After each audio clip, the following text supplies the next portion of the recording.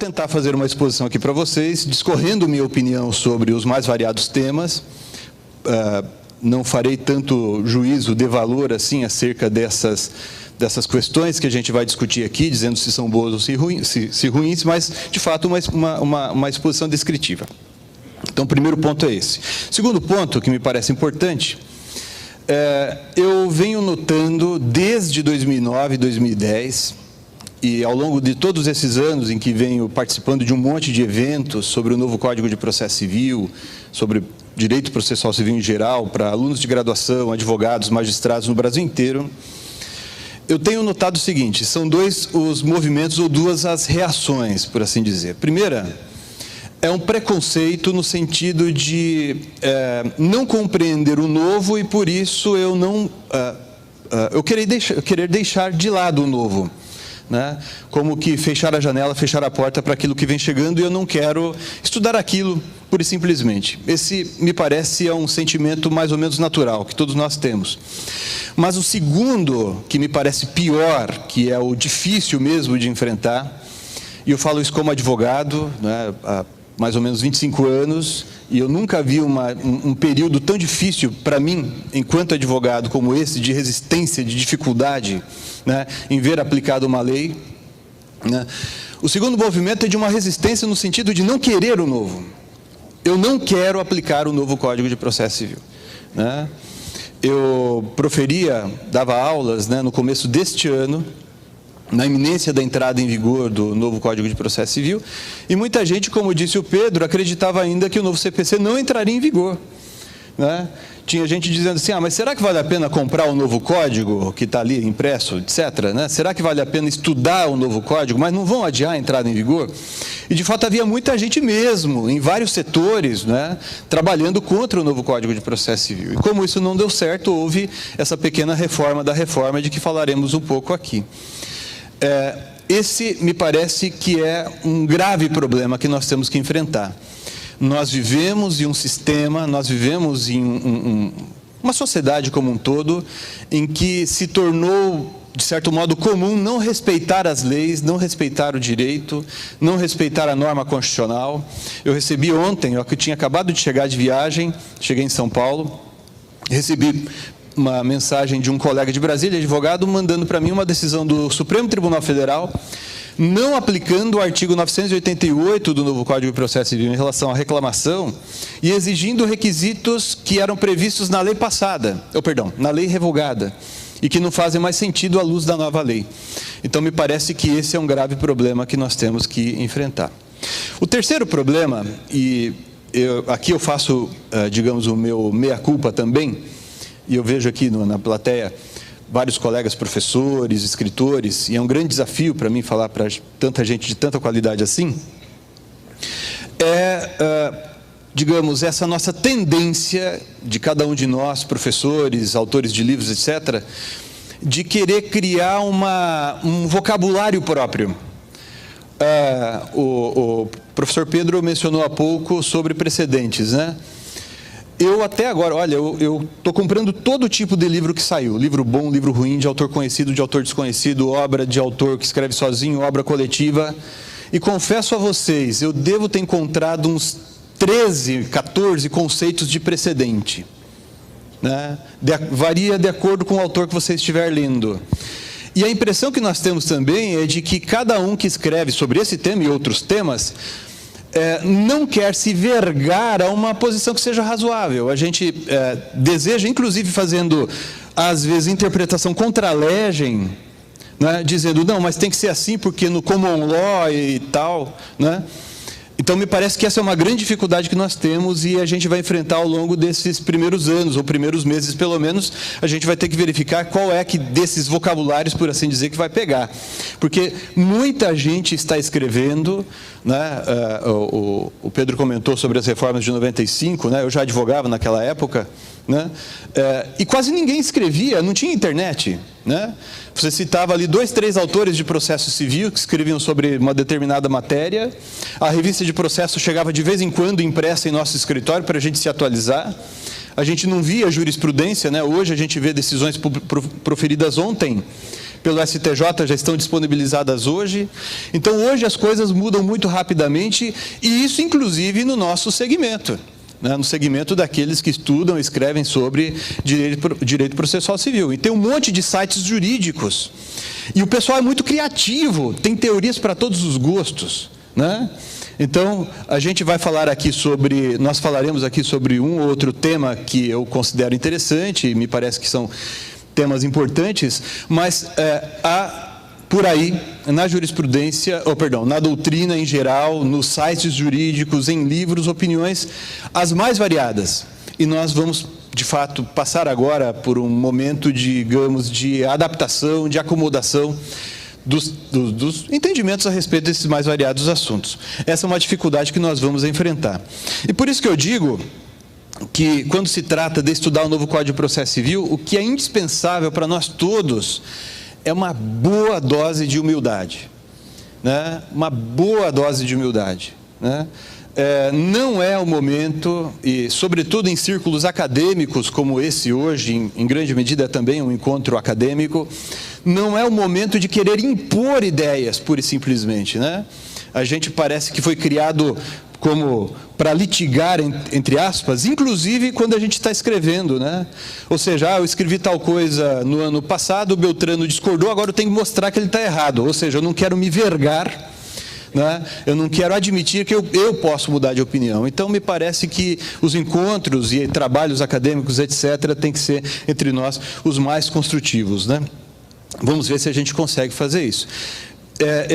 Eu tenho visto, pelo menos até esse momento, que essas são as grandes dificuldades que a gente vai enfrentar. Eu dividi essa exposição em 3 partes, e eu vou começar falando aqui com vocês. Aqui tem um link com o quadro comparativo, porque eu vou terminar a exposição, vou ter que sair muito rápido, talvez não dê tempo de conversar, passar contato. Aqui meus contatos, tem um quadro comparativo para download gratuito nesse site que o pessoal que compõe meu grupo de pesquisa fez ali para a disposição de vocês, está à disposição de vocês. Bom, primeira parte que eu gostaria de conversar com vocês diz respeito à formação da decisão judicial e dificuldades que nós enfrentamos. Quando a gente começou a trabalhar no anteprojeto do novo Código de Processo Civil, se fez a seguinte pergunta: nós vamos fazer um texto do novo Código para que sociedade e para que tipo de direito material, que tipo de direito substantivo? Porque o processo ele existe para servir a sociedade ao direito substantivo. O processo não existe para servir a si mesmo, né? Por mais que isso possa doer, né? Às vezes, né? Eu lembro que quando a gente estava discutindo ali sobre o processo cautelar no novo Código de Processo Civil, e passou a ideia de que não haveria mais um livro sobre processo cautelar, né? E haveria apenas uma regulação sobre tutela provisória que abrangeria a tutela cautelar ali na parte geral. Um monte de gente me ligou e falou assim: meu Deus, eu dou aula só disso, e agora o que é que eu vou fazer, né? Então, de fato, a gente teve esse tipo de dificuldade, né? Bom, primeiro ponto,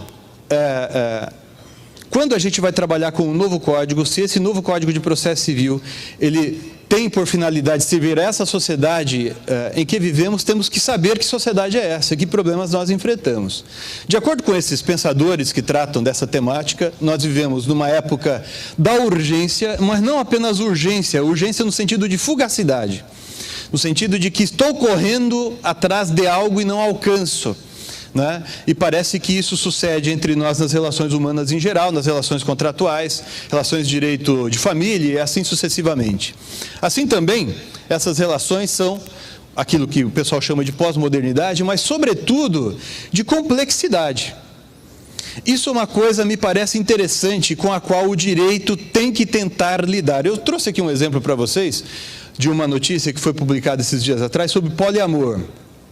Eu, sem preconceito, mas eu tenho muita dificuldade para entender o assunto sob o ponto de vista do direito, a disciplina disso, né, dessa figura sob o prisma jurídico. Mas o que me pareceu curioso nessa notícia foi a circunstância de o CNJ ter se colocado a disciplinar o modo de registro de uniões poliafetivas e o CNJ voltou atrás. Por quê? Porque ele percebeu que ele não estava conseguindo lidar de maneira satisfatória com esse tipo de dilema.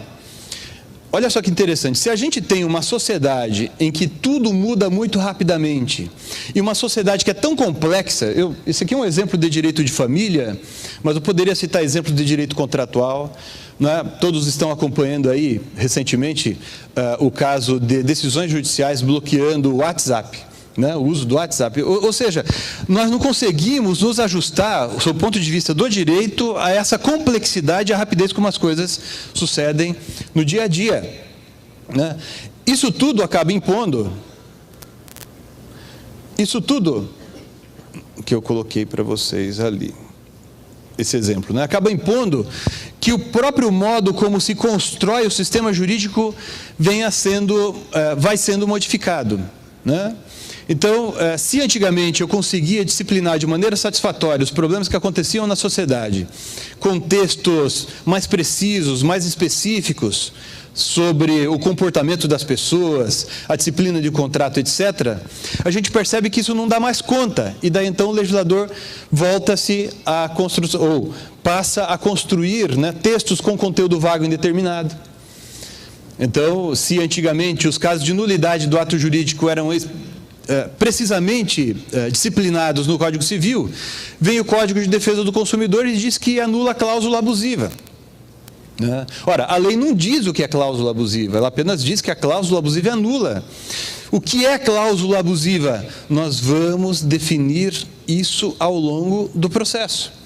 É no processo que se constrói o sentido do fato, é no processo que se constrói o sentido dessa própria disposição presente no Código de Defesa do Consumidor.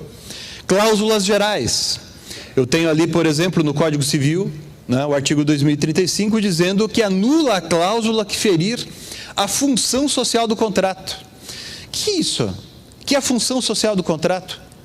Né? Você vai pesquisar os autores de direito civil, as conceituações de função social do contrato são muito imprecisas, justamente porque estamos diante de uma cláusula geral. E, por fim, algo que é o assunto do momento, os princípios jurídicos.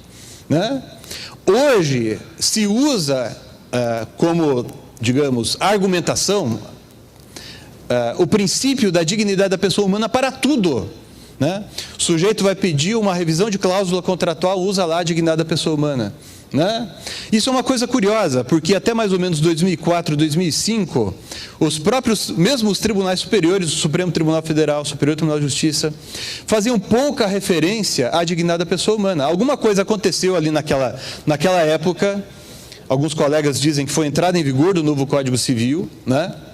Que fez com que nós nos voltássemos ao estudo dessa matéria, ou desses princípios constitucionais. Isso é uma coisa curiosa também, abrindo um parêntese aqui. Né? Esse movimento chamado constitucionalização do direito privado, ou constitucionalização do direito civil, ele surge timidamente um pouco antes, mas ele ganha força com o novo Código Civil. E é nesse contexto que a gente começa a dar importância para a Constituição Federal. Não que ela não tivesse importância, mas é nesse momento que a gente começa a estudar e aplicar o texto constitucional para resolver problemas. E isso acaba sendo trazido para dentro do próprio processo. Né? Passa a se tornar, digamos, um sentimento consolidado entre nós, bem nessa época. Então, vejam, nós estamos falando de algo de 10, 15 anos atrás, é algo muito recente. A ideia de que estamos em um Estado constitucional, democrático e de direito. Então, começa-se a admitir a força normativa e a supremacia da Constituição. Quando eu comecei a advogar, eu lembro como se fosse hoje, a gente invocava a Constituição quase como um meio supletivo de lacuna. Ou seja, eu não conseguia interpretar direito ou saber o sentido de uma disposição do Código Civil, daí eu interpretava à luz da Constituição para saber o sentido dele. Né?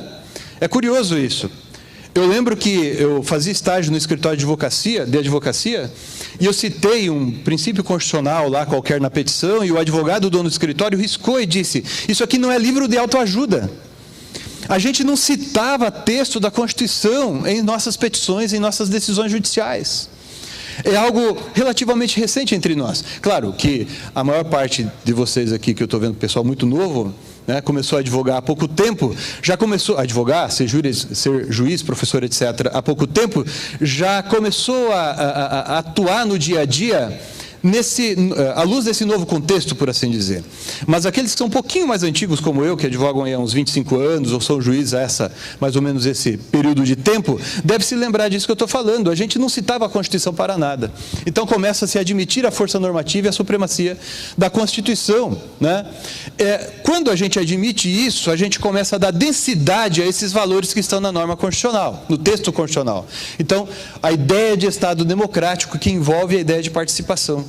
Isso aqui é uma coisa interessante. Quando a gente fala de princípio do contraditório hoje, no contexto do novo Código de Processo Civil, nós não estamos dando uma nova feição ao princípio do contraditório porque a doutrina se tornou moderna. Isso pode até a doutrina se modernizou. Isso pode até estar acontecendo.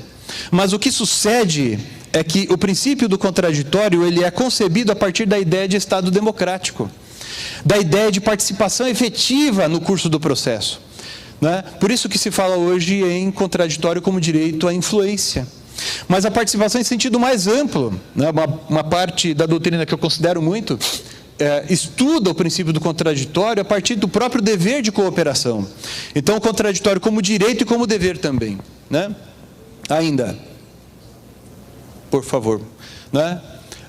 A ideia de Estado de Direito. Se, de acordo com a Constituição Federal, artigo 1º, vivemos em um Estado democrático e de direito, o que significa isso, né? Estado de Direito tem como uma de suas bases a ideia de segurança jurídica, estabilidade e previsibilidade, né? Se o processo não propicia a segurança jurídica, ele não condiz com esse valor constitucional. E, por fim, concretização dos direitos fundamentais. Isso aqui é uma coisa interessante. Eu penso em concretização dos direitos fundamentais não apenas através do processo. Está certo isso, mas não apenas isso. Porque a partir de um certo momento, o próprio processo torna-se espaço em que se realizam direitos fundamentais. Então, o processo é meio de realização dos direitos fundamentais e no próprio processo devem se realizar direitos fundamentais, né? Eu tenho direitos fundamentais processuais, meus amigos. Então, a gente tem que compreender bem isso, né? Nesse contexto todo, olha só, a gente está falando de uma época ou dos ingredientes que foram levados em consideração, pelo menos naquele primeiro momento em que a gente elaborava o anteprojeto do novo Código de Processo Civil, né? Nesse problema todo, nesse meio todo, nós temos alguns problemas nesse contexto. Primeiro, definir o limite, onde termina a moral e onde começa o direito. Isso é uma coisa interessante. Há poucas semanas eu assisti um julgamento do Supremo Tribunal Federal sobre a constitucionalidade da vaquejada. Já ouviram falar da vaquejada? Que para alguns é um esporte, para outros é um crime contra os animais. Mas eu fiquei ouvindo a leitura do voto do ministro Barroso, do Supremo Tribunal Federal, né, em que ele ficou falando sobre a dor do boi durante a prática do esporte vaquejada. E dizia, olha, quando você puxa o rabo do boi, quando você faz isso com o boi, e a gente discutindo a dor do animal. Se isso hoje faz muito sentido para nós, até bem pouquíssimo tempo atrás, isso era frescura cá entre nós, muita gente diria, né? Quando a gente estava discutindo há poucos anos sobre o que alguns chamam de interrupção terapêutica do parto, outros chamam de aborto de feto com anencefalia, o Supremo Tribunal Federal ficou discutindo quando é que, ou a partir de que momento, a pessoa tem alma. Não sei se vocês se lembram disso, né? Alguns votos ali, você não sabia exatamente de que matéria eles estavam falando, se era filosofia, né?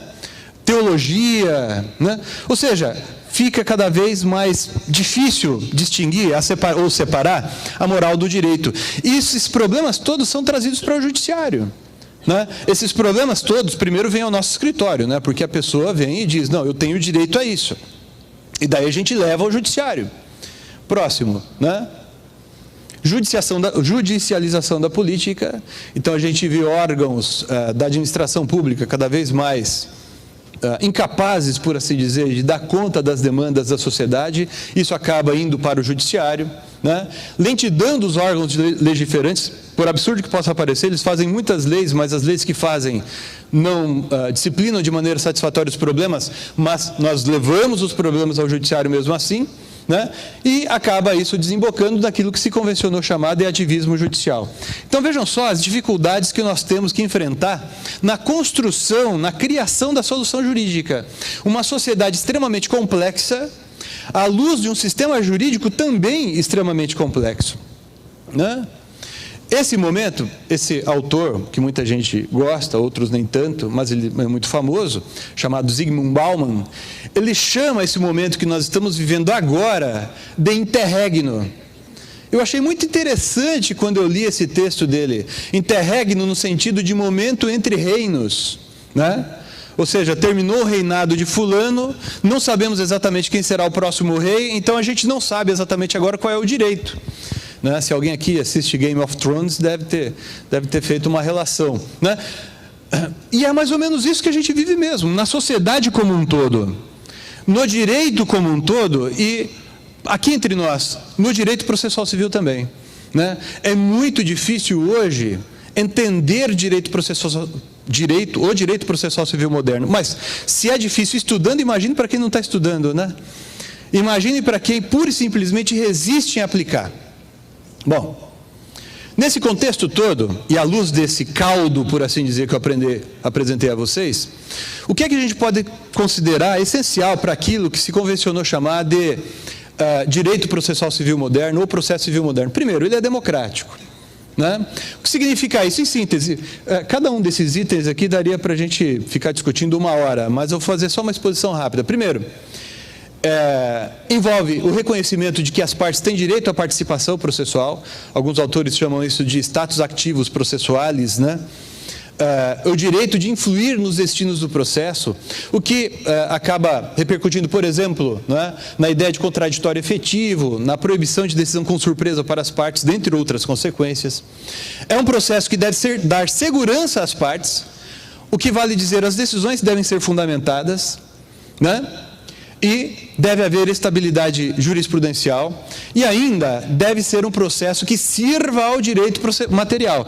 Isso aqui é uma coisa, essa primeira frase, deve ser simples, tenho dúvidas. Isso foi uma ideia que foi levada em consideração quando se elaborou o anteprojeto, mas parece que o resultado não foi tão simples assim. A gente tem estruturas muito complexas no novo Código de Processo Civil. E por fim, questões processuais não podem ser mais importantes que o direito substantivo. Né? Isso me parece, a despeito de todos os problemas que o novo Código tem, me parece que é algo a que a nova lei processual aderiu. Agora, uma coisa, o recado que me parece importante disso tudo, e nós não podemos deixar de lado, é o seguinte, né? Eu até coloco aqui um texto do professor Willis Santiago Guerra, em que ele diz que tudo isso faz com que se transfira para o processo o centro de nossas atenções. Isso é uma coisa interessante. Quando alguma pessoa vem e diz para você o seguinte, olha, que absurdo esse artigo 489, parágrafo 1º do novo Código de Processo Civil, tratar de maneira tão minuciosa do dever de fundamentação. Vejam, quem trabalhou na elaboração do texto não queria criar novos deveres para o magistrado. É porque isso é inevitável. É porque o sentido da norma, se antes era mais facilmente compreendido, né, a partir da leitura de uma lei, à luz de circunstâncias fáticas até bem muito mais simples, hoje já não é mais assim. Então hoje, e me parece que esse trechinho do professor Willis é preciso, hoje é no processo que eu descubro, ou que compreendo o que é o fato e qual o sentido da norma jurídica, né, que eu vou aplicar para resolver aqueles problemas.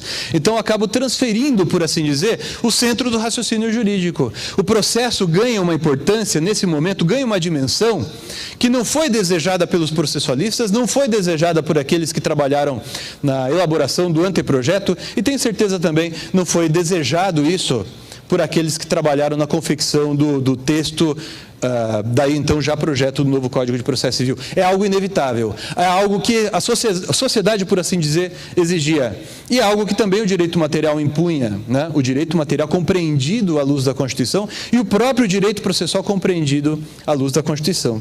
Né? Então percebam o grau de dificuldade que nós temos, né, na construção da solução jurídica através do processo. Bom, segunda parte, essa parte é bem rápida, Porque se a gente vai falar do controle das decisões judiciais, eu tenho que apresentar aqui para vocês, ainda que rapidamente, perfis dessas decisões judiciais. Isso é uma coisa interessante. Olha, temos no novo Código de Processo Civil institutos novos, né? E, aliás, a gente acaba dando mais atenção às figuras novas, e temos institutos, por assim dizer, tradicionais, que, à luz do novo Código de Processo Civil, devem ser reestudados. Eu não chego a dizer que tudo que eu aprendi sobre sentença interlocutória, por exemplo, tem que ser jogado no lixo. Não é isso. Mas eu tenho que, no mínimo, em relação a todos os temas do direito processual civil, revisitar, reler. Em alguns casos, eu tenho que reelaborar conceitos, em outros, deixar conceitos de lado e conceber novos conceitos, né? Vamos fazer aqui um passeio. Eu convido vocês a passear comigo sobre alguns exemplos. Se outro professor estivesse falando sobre a mesma matéria aqui para vocês, talvez os exemplos seriam outros, né? Vai da predileção de cada um. Eu quero trabalhar aqui com vocês sobre alguns assuntos que me chamam a atenção e que são talvez um desafio a ser por nós enfrentado. Primeiro, a relação entre a sentença e interlocutória. Isso aqui é uma coisa interessante. O Pedro comentou agora há pouco, né, algo a respeito disso. Eu tenho sustentado que no contexto do novo Código de Processo Civil, a decisão interlocutória, ou melhor, a decisão é mais importante que o conceito da própria sentença, né? Se você olha, por exemplo, o conceito no Código de Processo Civil do artigo 502 de coisa julgada, você vai perceber que ele não fala a sentença de mérito faz coisa julgada, né? Está escrito a decisão de mérito faz coisa julgada. O Código de Processo Civil, quando fala da ação rescisória, por exemplo, no artigo 966 do novo Código, não diz a sentença de mérito pode ser rescindida. Está escrito a decisão de mérito pode ser rescindida. Então, o conceito de decisão, e me parece essa correlação entre interlocutória e sentença é muito interessante, né? A decisão interlocutória no novo Código de Processo Civil ganha uma força e uma importância que o Código de 73 não reconhecia nessa decisão, né? Isso aqui é uma coisa interessante também, porque o Código de 73, a despeito de todas as reformas pelas quais passou o artigo 162, né, ele não foi alterado ou não era alterado no parágrafo 2º do 162, que definia a decisão interlocutória, né? Decisão interlocutória no Código Revogado era sempre aquela que resolvia a questão incidente, né? O novo CPC adotou um conceito muito mais amplo de interlocutória, um conceito negativo, mas mais amplo. Ou seja, o que é interlocutória? É tudo aquilo que não for sentença, né? De acordo com a nova lei processual, com todos os problemas que eu deletei da minha exposição aqui, que tinha a ver com agravo de instrumento, que o professor Pedro acabou de mencionar. O segundo ponto que eu queria chamar a atenção de vocês é a relação entre decisão terminativa e decisão definitiva. O novo Código, ele é avesso a decisões terminativas, que são elas? Aquelas que extinguem o processo sem resolução do mérito. Sempre que possível, o juiz deve julgar o mérito. E esse princípio, né, ele alcança inclusive os recursos, né? Sempre que possível, vou julgar o mérito do recurso. Eu tenho que permitir a correção do vício recursal ou vício da petição de recurso, por exemplo, sempre que isso for possível. Agora, tem o hiato que me parece interessante, e eu gostaria aqui desse momento de falar dele com vocês, que é o previsto no artigo 486. Aqui uma coisa curiosa, né? O artigo 486, ele admite a propositura da ação quando houver extinção do processo sem resolução do mérito. Ok, nisso não há novidade em relação ao que estava no Código Revogado. Mas o texto desse artigo é diferente do texto correspondente do Código Revogado.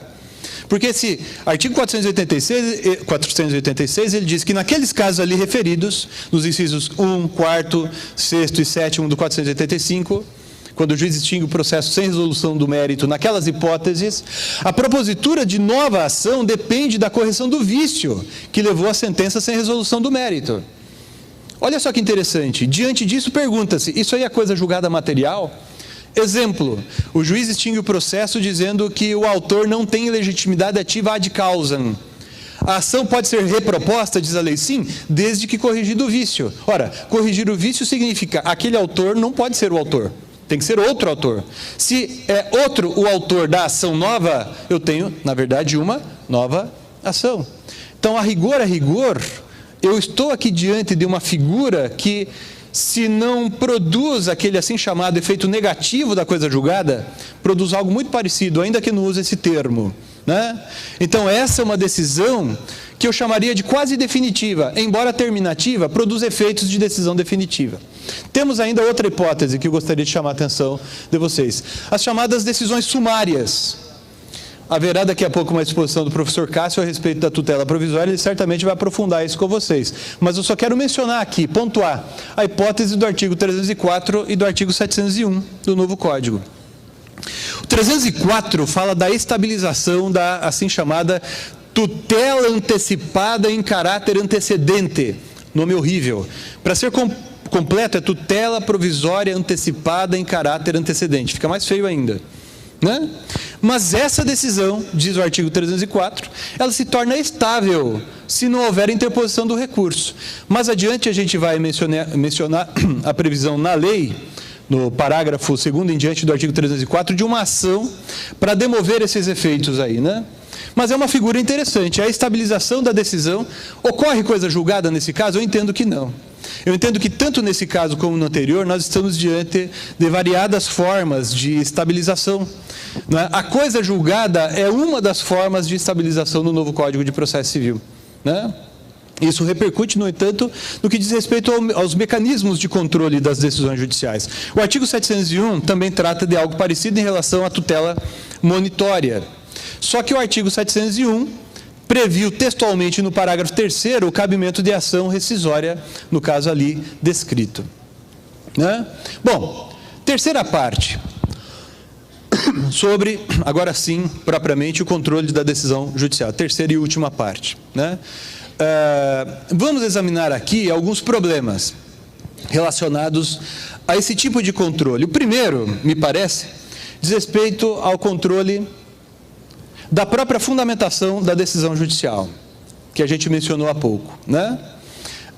Como disse, ela ganha importância em nosso contexto atual por conta dessa vagueza dos textos normativos e da complexidade e do alto grau de variação dos problemas que emergem da sociedade, por assim dizer, e que acabam impondo que as coisas sejam resolvidas no processo, né? Então, o primeiro problema diz respeito à fundamentação da decisão judicial. E eu costumo distinguir entre decisão não fundamentada, decisão com fundamentação deficiente e, né, decisão falsamente fundamentada, que parte da doutrina chama de fundamentação fictícia, né?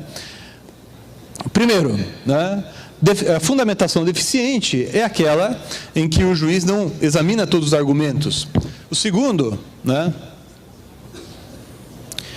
a chamada falsa fundamentação, que é o problema mais grave que nós temos, né? Nessa semana mesmo, no nosso escritório, né, foi proferida uma decisão num caso que a gente acompanha, em que a liminar foi indeferida por ausência dos pressupostos legais, ponto, né?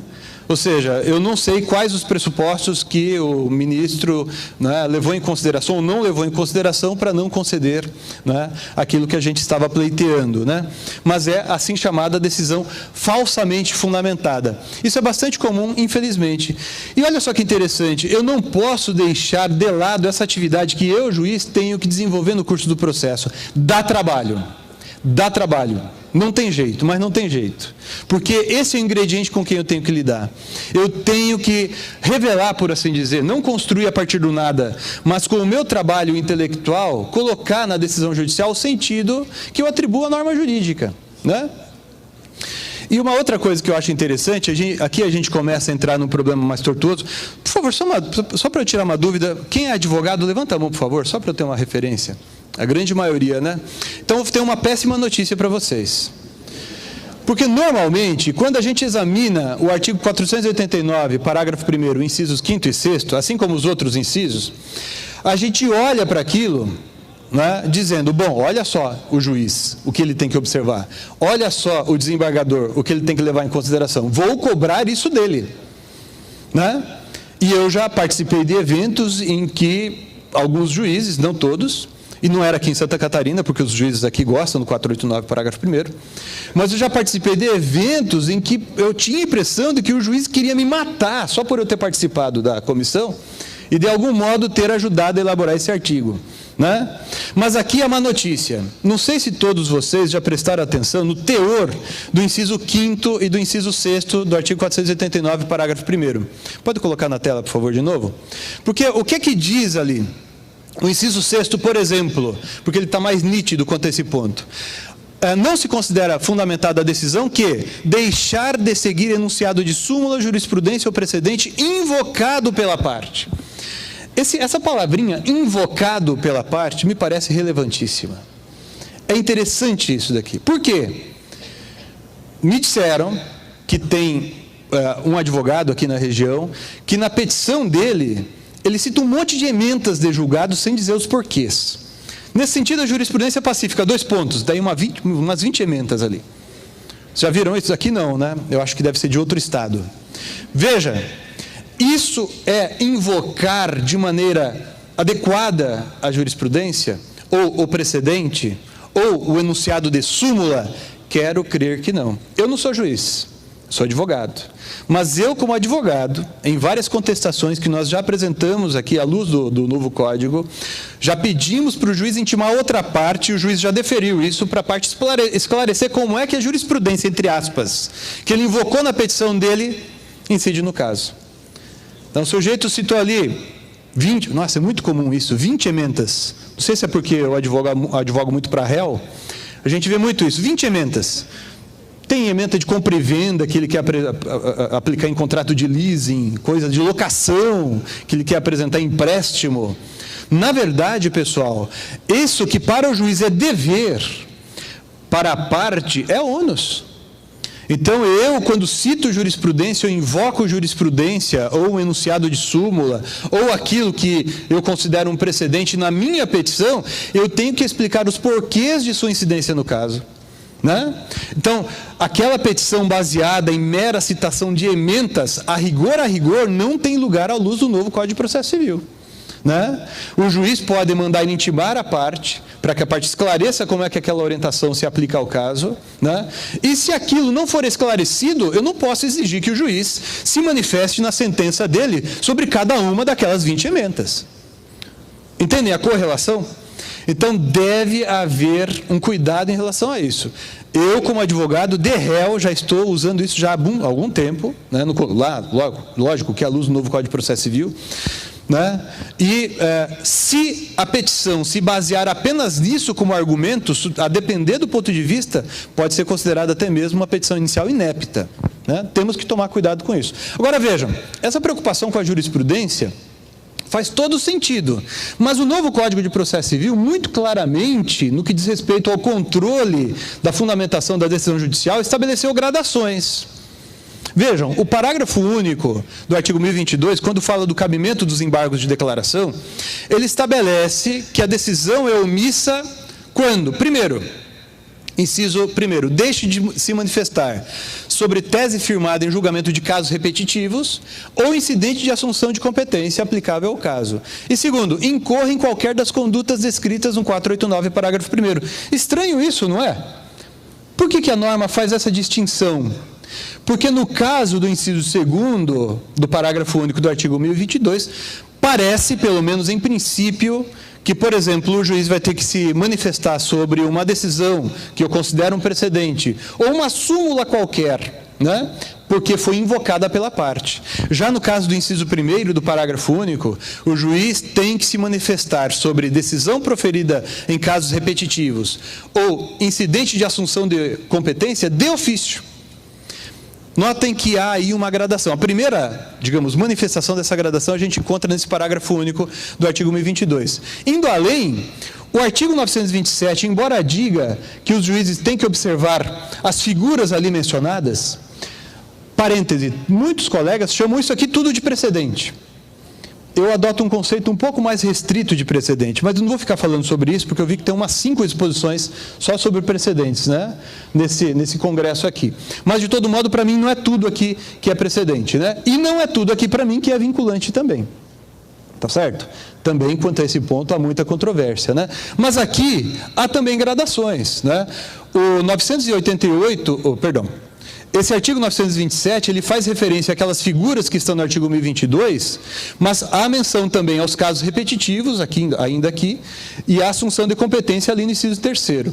Esses casos repetitivos são recursos extraordinários especial repetitivos, né? E é também um incidente de resolução de demandas repetitivas, que tem, de acordo, né? De acordo com os artigos 976 e outros tantos, que eu não vou ficar discutindo aqui com vocês, tem, digamos, força vinculante essa decisão proferida no julgamento desse incidente. E tem força vinculante também nos termos da lei. Esse grau de vinculação é algo a respeito do qual há muita controvérsia entre nós, o julgamento da assunção de competência. E a confirmar, né, a existência desse grau, por assim dizer, o artigo 988 também estabelece o cabimento da reclamação apenas em alguns casos. E dentre os casos, né, ou seja, não cabe reclamação, por exemplo, por violação a qualquer enunciado de súmula, mas cabe reclamação quando não respeitado a decisão proferida em incidente de resolução de demandas repetitivas, ou recurso especial repetitivo, ou assunção de competência. Então percebam que aquele artigo 927 do Código de Processo Civil que a gente mencionou há pouco, colocou na tela há pouco, estabelece que os juízes devem observar todos aqueles pronunciamentos, por assim dizer, mas apenas em relação a alguns ele vai ter que falar de ofício, apenas em relação a alguns, né, a desobediência em relação a alguns caberá reclamação. Claro que um precedente não pode ser considerado substancialmente um precedente, porque cabe reclamação. Mas eu não posso desconsiderar a circunstância de a lei ter concebido mecanismos diferenciados de controle da decisão judicial que desrespeite decisão que julgue IRDR, que desrespeite decisão que julgue assunção de competência ou recurso especial, recurso extraordinário repetitivo. Mas tem um ponto que me parece interessante que a gente tem que destacar aqui, que já foi mencionado há pouco pelo Pedro em relação a agravo de instrumento, mas vale destacar. O artigo 1013 fala dos assim chamados efeitos devolutivo e translativo da apelação. O parágrafo 3º, que trata da assim conhecida como teoria da causa madura, ele tem uma novidade muito interessante, que está ali no inciso 4º desse parágrafo. Vejam, se o processo estiver em condições de imediato julgamento, o tribunal deve decidir desde logo o mérito quando, quarto, decretar a nulidade da sentença por falta de fundamentação. Estranho isso, né? Até agora eu fiquei falando que o juiz tem dever de fundamentar, o juiz tem dever de tomar esse cuidado, o juiz não pode desprezar isso, não pode deixar aquilo de lado.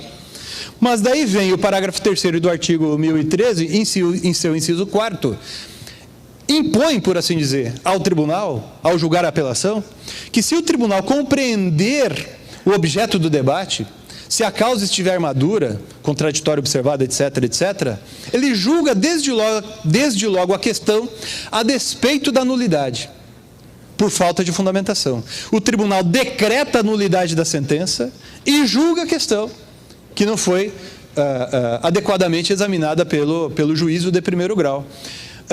Eu tenho considerado que essa disposição, que é compreensível no contexto do novo Código de Processo Civil, né, que é um arcabouço, por assim dizer, que prima por uma decisão sobre o mérito, inclusive do recurso. Então, eu compreendo essa solução aqui, mas ela, por assim dizer, mitiga ou reduz o caráter pedagógico do artigo 489, parágrafo 1º. Né? Porque o tribunal, se ele compreende a questão, ele vai decretar a nulidade da decisão, ok. No entanto, se a causa estiver em condições de imediato julgamento, ele não deve devolver os autos ao juízo de primeiro grau, determinar a baixa dos autos para que o juiz julgue de novo. O próprio tribunal deve julgar essa questão. Né? É uma decisão integradora.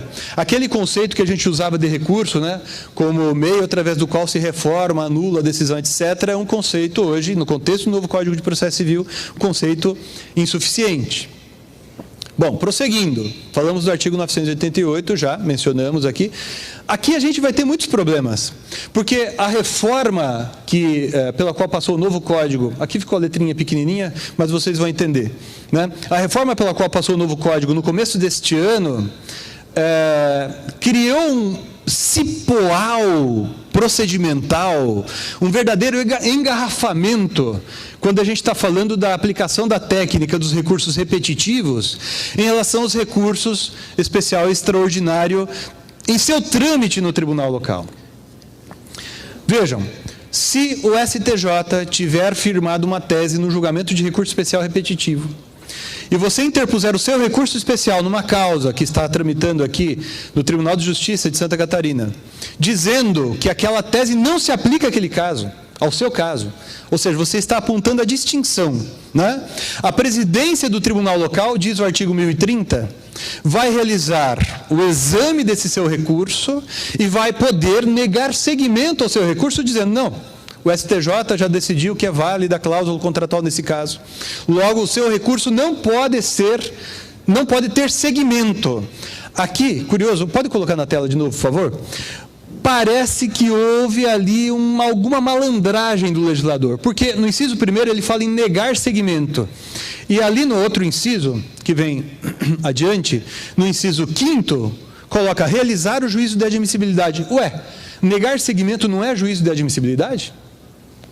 Claro que é. Na verdade, a depender do caso, isso se confunde até mesmo com o juízo de mérito, sendo de duvidosa constitucionalidade, né? Porque quando a presidência do tribunal local examina a minha argumentação para dizer que o meu recurso não deve ser admitido, não deve ter seguimento, porque a tese já foi resolvida pelo STJ em sentido contrário ao por mim defendido, na verdade ele está examinando o mérito do meu recurso, a rigor. Não está apenas negando seguimento ao meu recurso. Mas isso foi uma expressão empregada pelo legislador para os fins que estão no parágrafo 1º e 2º desse mesmo artigo 1030. Olha bem, a decisão proferida pela presidência ou vice-presidência do tribunal local, que nega seguimento ao recurso extraordinário ou recurso especial, porque, de alguma maneira, o meu recurso é contrário, né, a uma tese firmada em julgamento de recurso especial extraordinário repetitivo, e também recurso extraordinário com repercussão geral, isso é uma novidade, né, que foi inserida pela Lei 13.256, essa é uma coisa interessante. Essa decisão vai dizer que o meu recurso não tem seguimento, e contra essa decisão, diz o parágrafo 2º do artigo 1030, caberá agravo interno. Então vejam, o artigo 1021, referido no parágrafo 2º do artigo 1030, ele tem que ser lido junto com essa disposição aqui. Porque o artigo 1021 fala do agravo interno contra a decisão do relator, apenas. Mas esse dispositivo deixa bastante claro que caberá agravo interno contra a decisão da presidência do tribunal local que negar seguimento ao meu recurso especial, etc. Daí você entra com o teu agravo interno. Olha bem, você já entrou com o recurso especial, que teve seguimento negado, porque a presidência do tribunal local disse que a tese lá do repetitivo do STJ se aplica ao teu recurso especial, portanto, ele não vai subir. Daí, contra essa decisão da presidência do tribunal local, você vai entrar com agravo interno, que vai ser julgado pelo órgão colegiado designado aqui no regimento do tribunal. O órgão colegiado mantém a decisão agravada, proferida pela presidência do tribunal local. E agora, o que é que cabe? Eu estou defendendo que devem ser admitidos 2 meios de correção ou 2 meios de controle dessa decisão. Primeiro, a própria reclamação. Porque, notem, voltando aqui ao artigo 988... Voltando ao artigo 988, diz o parágrafo 5º, inciso 2º desse dispositivo, que eu vou poder manejar reclamação quando exauridos os recursos nas instâncias ordinárias. Então, contra a decisão do órgão colegiado do tribunal local, que julga o agravo interno contra a decisão proferida pela presidência do tribunal local, cabe, sob o meu ponto de vista, essa reclamação. Alguns colegas, e me parece que essa solução pode fazer sentido, sustentam que cabe um outro recurso especial. Mas aí fica meio estranho, né? Ou seja, eu já entrei com recurso especial, cujo segmento foi negado pela presidência do tribunal local, agravei com agravo interno, que daí foi julgado pelo órgão colegiado do tribunal local, competente para julgar esse agravo interno, interposto contra a decisão da presidência do tribunal local, e eu entro com outro recurso especial. Não é estranho? Mas pode ser uma saída. E eu digo a vocês que pode ser uma saída, por quê? Porque eu recebi ontem mesmo, né, uma mensagem, uma decisão de um colega, que foi enviada por um colega meu de Brasília, advogado em Brasília, uma decisão do Supremo Tribunal Federal, exigindo a interposição, inclusive, de recurso extraordinário especial contra esta decisão final, para que daí então seja cabível a reclamação. Né? Então, lá no nosso escritório, a gente advoga muito nesse segmento, que tem muitos repetitivos ali envolvendo as teses em relação às quais a gente atua. Né? Então, o que a gente está sustentando é que a gente tem que entrar com recurso especial e depois com reclamação também.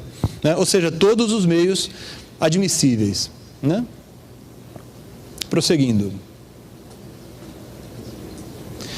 Em relação à ação rescisória, outro mecanismo de controle, curioso, importante. Né? Primeiro, né, o artigo 966, ainda fazendo referência à aplicação dos precedentes, etc., faz menção ao cabimento da rescisória nos parágrafos 5º e 6º, né, nesse contexto.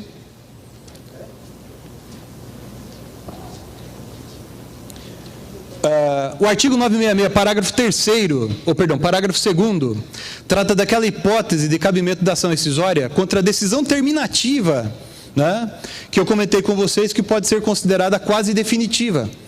É a decisão terminativa que extingue o processo sem resolução do mérito, por exemplo, por falta de legitimidade de causa. Ela impede a repropositura da ação e, nesse caso, diz a lei, cabe ação rescisória. Né? E duas questões relacionadas ao prazo. O novo Código de Processo Civil disciplina de maneira diferenciada o termo inicial do prazo para ajuizamento da ação rescisória. Né?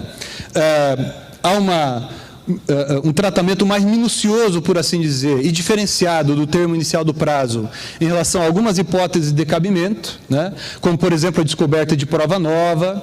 Aliás, uma coisa interessante, né? Porque o novo Código de Processo Civil não fala do cabimento de ação rescisória apenas com base em documento novo, mas cabimento da ação rescisória também com base em prova nova. E uma outra circunstância que me parece curiosa, que eu gostaria de destacar aqui com vocês, é o modo como foi disciplinado o prazo para ajuizamento da ação rescisória contra a assim chamada sentença inconstitucional, ou sentença que viola a norma constitucional. Isso aqui é uma coisa curiosa, porque não é tratada ou não é disciplinado esse prazo ali no contexto do artigo 975, mas apenas aqui no artigo 525 do Código de Processo Civil, que fala da impugnação ao cumprimento de sentença, e há disposições correspondentes a essas ali no artigo 535. O que é que diz esse dispositivo?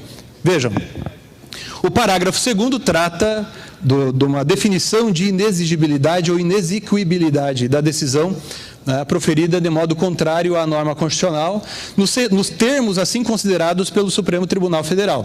Não vou entrar aqui na delimitação desse dispositivo, porque meu tempo acabou, como estou sendo chamado a atenção aqui reiteradamente, né? Mas, para finalizar, comentar com vocês sobre esse termo inicial. O parágrafo 15, ele trata de duas situações diferentes, de a decisão do Supremo ter sido proferida antes do trânsito em julgado da decisão exequenda, hipótese em que você vai poder alegar a violação, né, pela decisão exequenda àquela decisão do Supremo em impugnação ao cumprimento de sentença, ou a circunstância de a decisão proferida pelo Supremo ter sido proferida pelo Supremo Tribunal Federal depois. E nesse caso caberá ação rescisória. Mas diz a lei, né, o parágrafo 15, que o termo inicial, vejam, cujo prazo será contado do trânsito em julgado da decisão proferida pelo Supremo Tribunal Federal. Exemplo, o Supremo Tribunal Federal julga no ano de 2018 uma ADIM, né, dizendo que uma norma qualquer, né, é inconstitucional.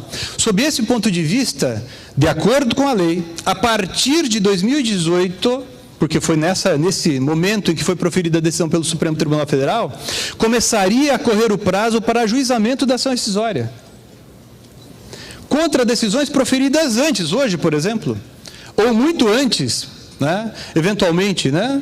Então, imagine uma decisão proferida pelo Supremo em 2025, decretando a inconstitucionalidade de uma norma que foi aplicada hoje por uma sentença transitada em julgado. Caberia a ação rescisória, contando-se o prazo a partir de 2025, prazo de 2 anos, para ajuizar a ação rescisória contra essa sentença que transitou em julgado hoje, 2016? Isso faria com que a ação rescisória seria cabível ad eternum, ou que seria quase como que uma, aspas, que eu não gosto dessa expressão, querela nullitatis insanabilis contra a sentença inconstitucional? Né?